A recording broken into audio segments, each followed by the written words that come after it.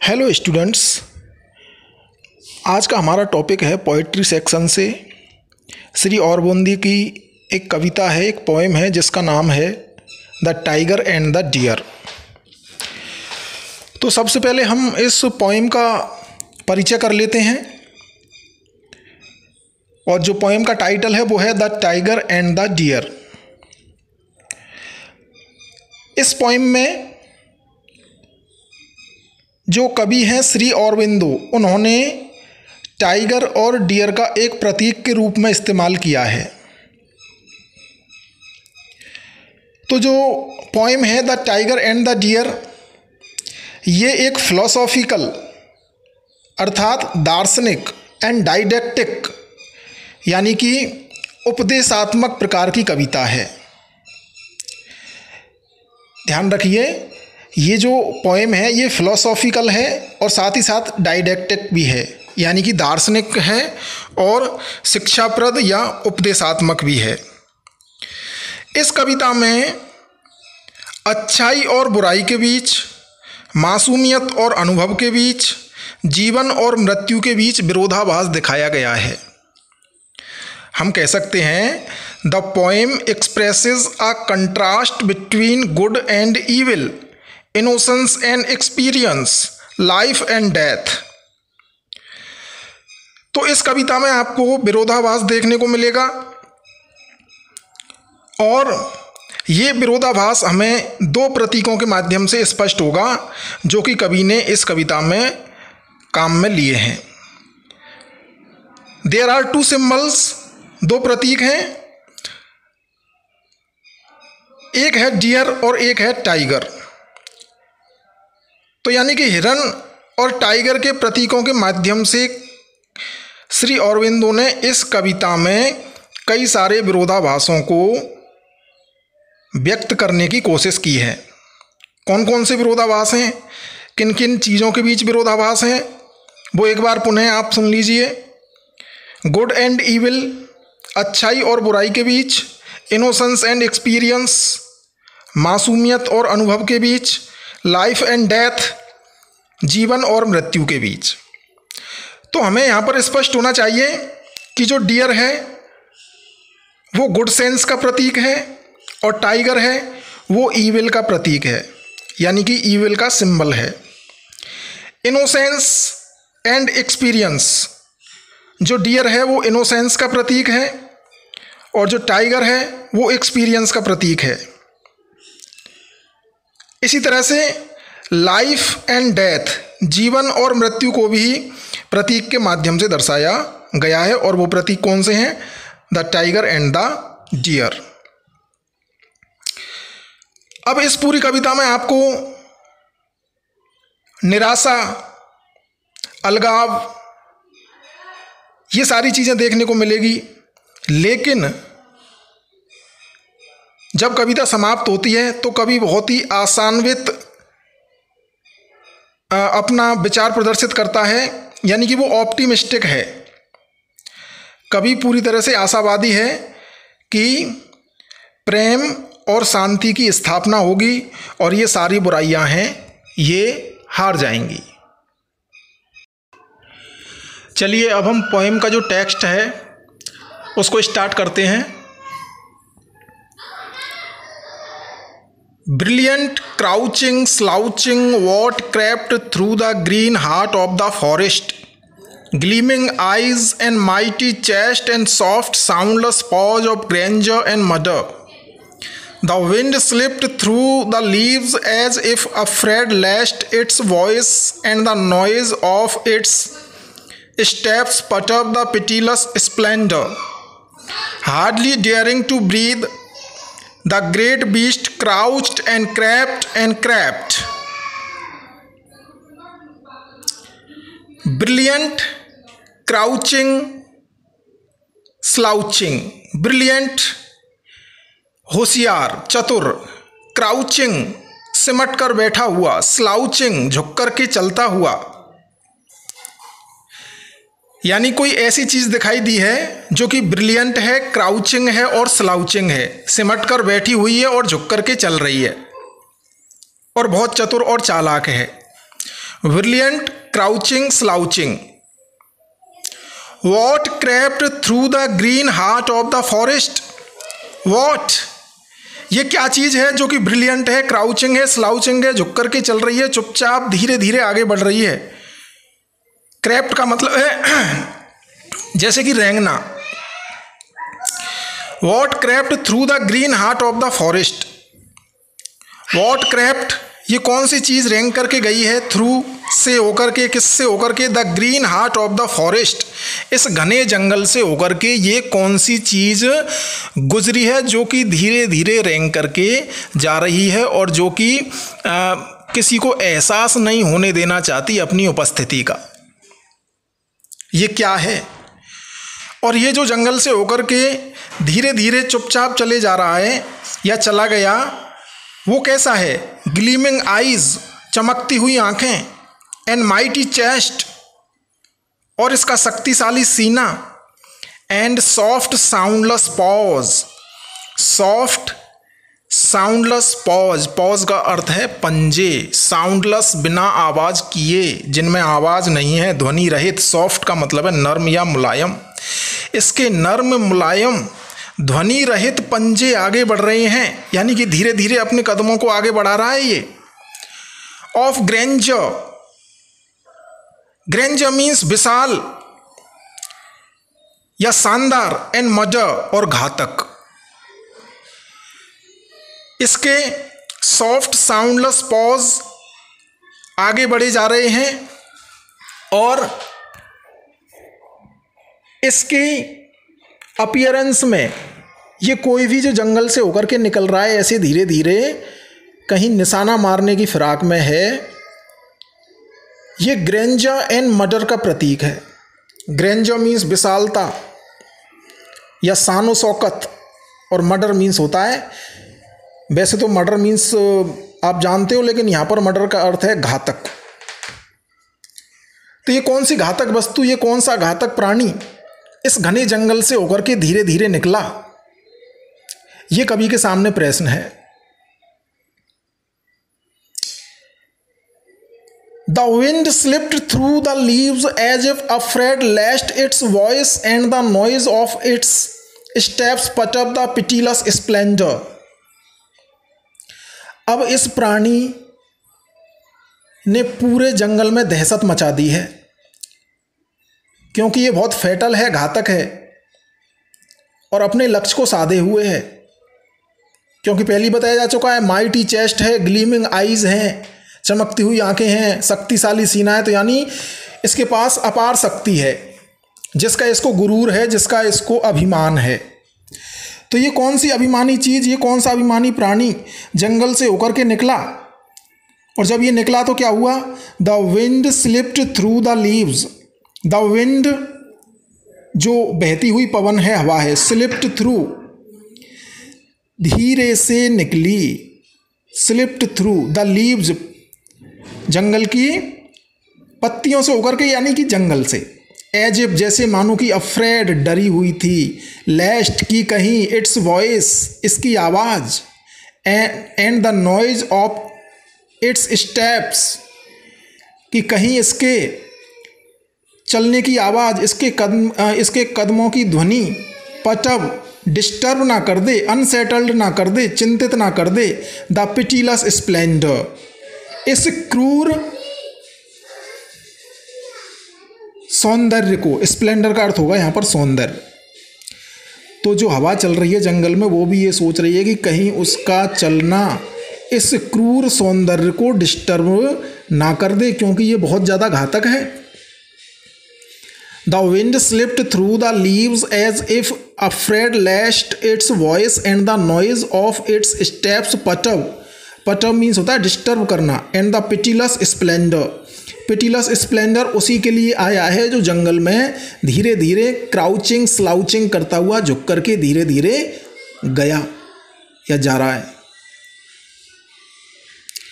और ये जो पिटीलस स्प्लेंडर है, ये जो क्रूर सौंदर्य है, ये इतने चुपके से जा रहा है कि हार्डली डेयरिंग टू ब्रीथ, यानी कि उसको वह सांस भी नहीं ले रहा है। कि ताकि उसका किसी को पता चले, यानी यह वस्तु, यह प्राणी किसी को पता नहीं लगने देना चाहता है अपनी उपस्थिति का। हार्डली, बमुश्किल, डेयरिंग, डेयरिंग का मतलब होता है साहस करना।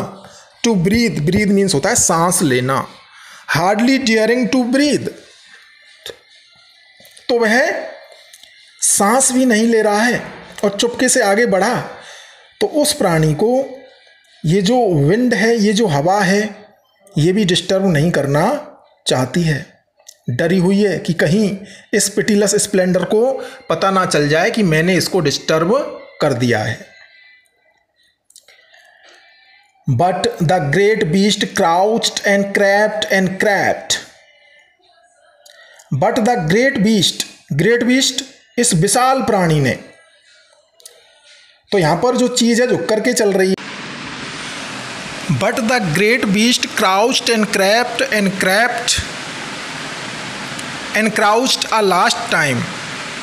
बट द ग्रेट बीस्ट, लेकिन वह बड़ा सा जानवर, क्राउच्ड एंड क्रैप्ड, झुका और रेंग करके चला, एंड क्रैप्ड और पुनः रेंग करके चला, and crouched a last time और एक बार फिर फाइनली वह सिमट करके बैठ गया।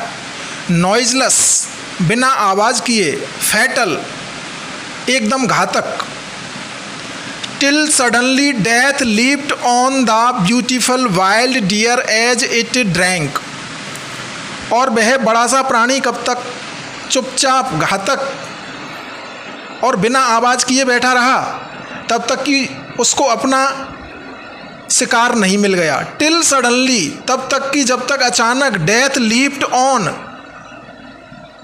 या हम ये भी कह सकते हैं कि वह कब तक बैठा रहा, जब मृत्यु ने झपट्टा मारा, किसके ऊपर, लीप्ड ऑन, झपट्टा मारा, द ब्यूटीफुल वाइल्ड डियर, एक जंगली सुंदर हिरन के ऊपर, एज इट ड्रैंक, जब उसने पिया, unsuspecting from the great pool in the forest coolness and shadow.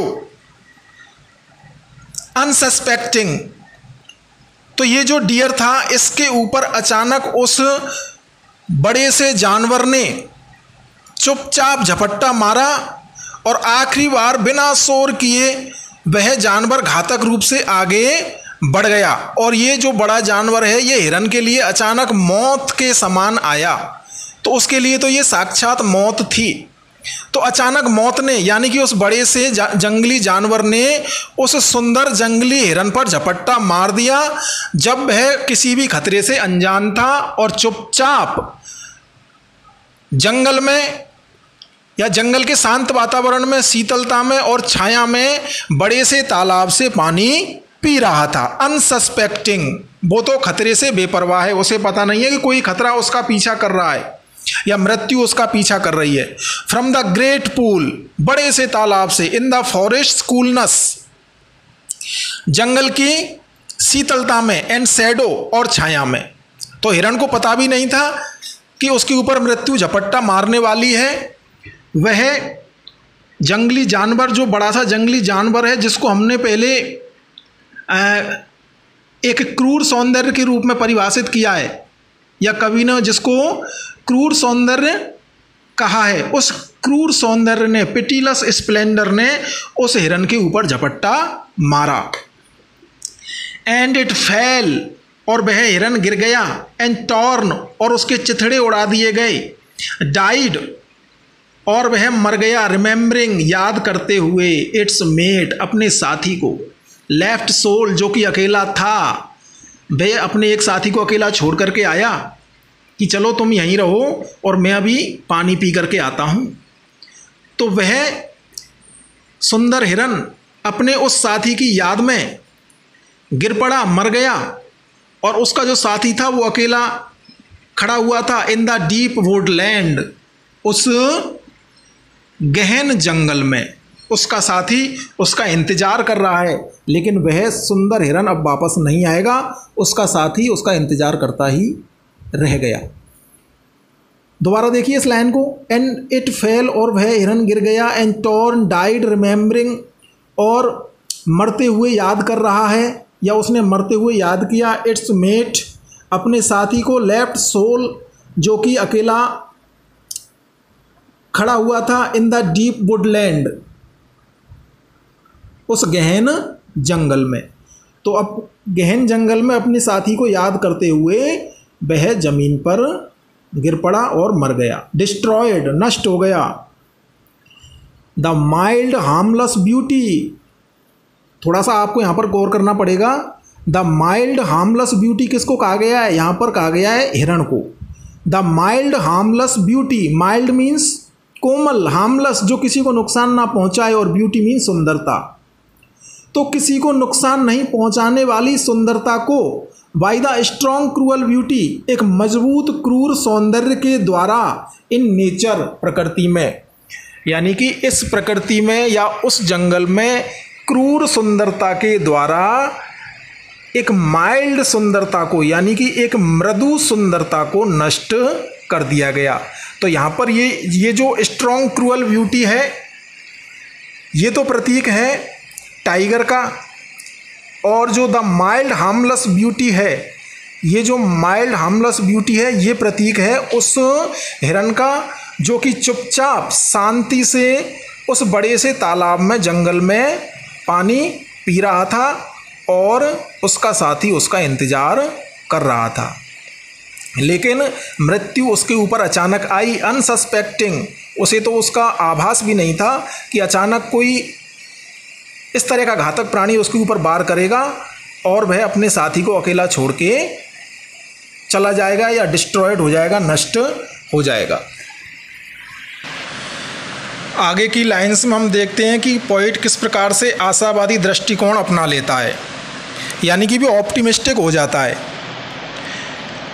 Shri Aurobindo को मानना यह है कि क्रूरता एक न एक दिन नष्ट जरूर होगी, और क्रूरता के स्थान पर या शक्ति के स्थान पर शांति और सुंदरता चहूँ और व्याप्त होगी। ऐसी आशा इन अंतिम पंक्तियों में कवि की है।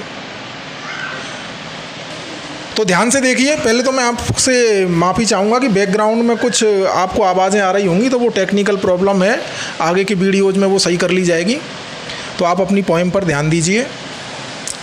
But a day may yet come when the tiger crouches and leaps no more in the dangerous heart of the forest. But a day may yet come.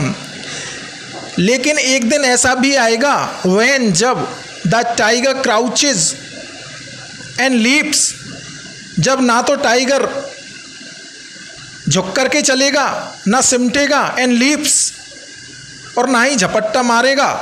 No मोर आ रहा है, तो इसका मतलब है ना तो वो क्राउचिंग करेगा ना वो लीपिंग करेगा। क्राउचेज एंड लीप्स नो मोर। एक दिन ऐसा भी आएगा जब टाइगर किसी के ऊपर ना तो झपट्टा मार पाएगा और ना ही वो सिमट करके बैठ पाएगा।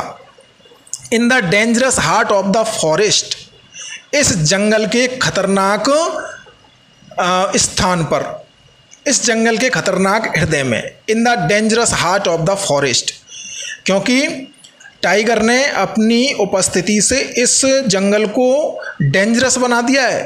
बिकॉज ही इज क्रूअल, क्योंकि वह क्रूर है। क्रूअल ब्यूटी का दर्जा कवि ने उसको यहाँ पर दिया है। तो इस dangerous heart of the forest में वो टाइगर अब ज़्यादा दिन तक नहीं टिक पाएगा। यानी कि जो हिंसक हैं, जो पापी हैं, जो अपराधी हैं, उनको नष्ट होना ही पड़ेगा। एज द मेमथ, अब यहां पर एक एग्जाम्पल भी हमें कवि ने दिया है कि बड़े बड़े प्राणी जब नष्ट हो गए तो इस टाइगर की क्या बिसात। आप यहां पर एक बात ध्यान देना कि टाइगर का मतलब यहां पर जो हम फिजिकली जो टाइगर देखते हैं उससे उसका कोई लेना देना नहीं है। यहां पर टाइगर बुराई, क्रूरता, अंधविश्वास, या हम कह सकते हैं कि अपराध और जो शक्ति का दुरुपयोग है उसका प्रतीक है ये टाइगर। तो हम जो टाइगर देखने जाते हैं उससे कोई लेना देना नहीं है कि कहीं आप ये समझ जाएं कि ये टाइगर नष्ट हो जाएंगे, ऐसा नहीं है। यहाँ पर टाइगर नष्ट होने का मतलब है बुराइयों का नष्ट होना, कि ये जो टाइगर है एक ना एक दिन नष्ट हो जाएगा। एज द मेमथ, जिस प्रकार से जो विशाल हाथी shakes no more the plains of Asia, जिस प्रकार से कभी विशाल हाथी एशिया के मैदानों में पाए जाते थे लेकिन अब वो एशिया के मैदानों में नहीं है। As the mammoth shakes, shakes का मतलब होता है हिलाना, यानी कि उपस्थित होना, यहाँ पर इसका अर्थ है उपस्थित होना। तो अब ये जो मेमथ हैं ये बिल्कुल भी एशिया के मैदानों में उपस्थित नहीं हैं। कभी ये बड़े पैमाने पर उपस्थित हुआ करते थे, तो इनको अपनी शक्ति पर, अपनी विशालता पर घमंड था, प्राउड था, लेकिन आज ये नहीं रहे। तो ये जो टाइगर है यानी कि ये जो क्रूअल्टी है ये भी एक ना एक दिन नष्ट हो जाएगी। किसकी तरह? As the mammoth shakes no more the plains of Asia, plains of Asia, Asia के मैदान। Still then shall the beautiful wild deer drink from the coolness of the great pools in the leaf shadow। बहुत ही आशावादिता इस पंक्ति से झलकती है, optimistic view देखने को मिलता है हमको यहाँ पर। Still then shall the beautiful wild deer, और तब ये सुंदर मृदु हिरन ड्रिंक पानी पिएगा, फ्रॉम द कूलनेस, इस शीतलता में, ऑफ द ग्रेट पूल्स, यानी कि तालाब की शीतलता का आनंद लेगा, तालाब की शीतलता में वह पानी पिएगा। इन द लीव्स शैडो, जंगल की छाया में या पत्तियों के बीच में। The mighty Paris in their might, the slain survive the slayer. यहाँ पर आपको इन शब्दों को पहले समझ लेना चाहिए। माइटी मीन्स शक्तिशाली, पेरिस मीन्स नष्ट होना, विलुप्त हो जाना, माइट मीन्स शक्ति। उसके बाद जो अंतिम पंक्ति है उसमें स्लेन, स्लेन का मतलब है जो मार दिया गया है, किल्ड। सर्वाइव मीन्स जीवित रहना, और अंतिम शब्द जो है स्लेयर, स्लेयर मीन्स मारने वाला यानी कि किलर। तो इन अंतिम दो पंक्तियों में पूर्णतः आशावादी दृष्टिकोण कवि का हमें दिखाई देता है। श्री अरबिंदो का कहना है the mighty Paris in their might, शक्तिशाली अपनी शक्ति में ही नष्ट हो जाएंगे, यानी शक्तिशालियों को नष्ट करने के लिए कोई और नहीं आएगा।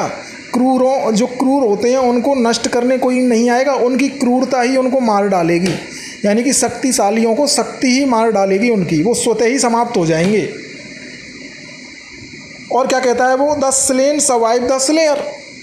द स्लेन, स्लेन का मतलब है जो मर गए हैं, तो जो मरने वाले हैं वो सरवाइव करेंगे, तो मरने वाले जीवित रहेंगे, द स्लेयर, और जो मारने वाले हैं वो मर जाएंगे। आई होप आपको ये वीडियो अच्छे से समझ में आया होगा। नेक्स्ट टाइम मिलते हैं एक नई पोएम या स्टोरी के साथ। Thank you so much.